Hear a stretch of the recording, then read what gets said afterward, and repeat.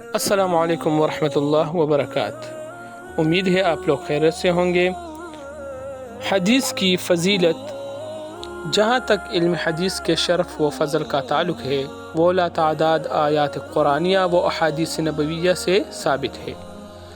مثلا قرآن کریم میں آتا ہے وَذَكِّرْ فَإِنَّ الذِّكْرَى تَنفَعُ الْمُؤْمِنِينَ۔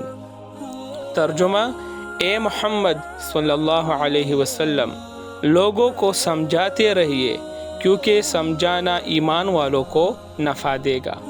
حدیث شریف میں آتا ہے نظر اللہ عبدا سمع مقالتی فوعاها واداها۔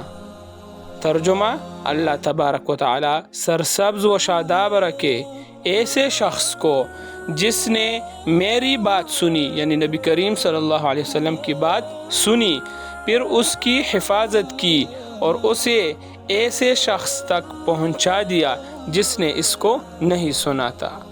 دوسری حدیث میں آتا ہے اللہم ارحم خلفائی، قیل ومن خلفاؤک یا رسول اللہ، قال الذین یروون احادیثی۔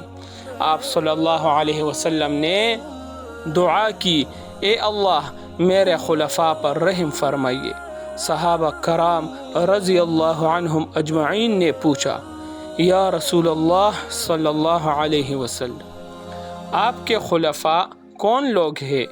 آپ صلی اللہ علیہ وسلم نے ارشاد فرمایا، وہ لوگ ہیں جو میری احادیث کو روایت کرتے ہیں، یعنی لوگوں کو ان کی تعلیم دیتے ہیں اور لوگوں تک پہنچاتے ہیں۔ وآخر دعوانا ان الحمد للہ رب العالمین۔ آپ سے ملاقات اگلی ویڈیو میں کریں گے، تب تک آپ سے اجازت چاہوں گا۔ والسلام۔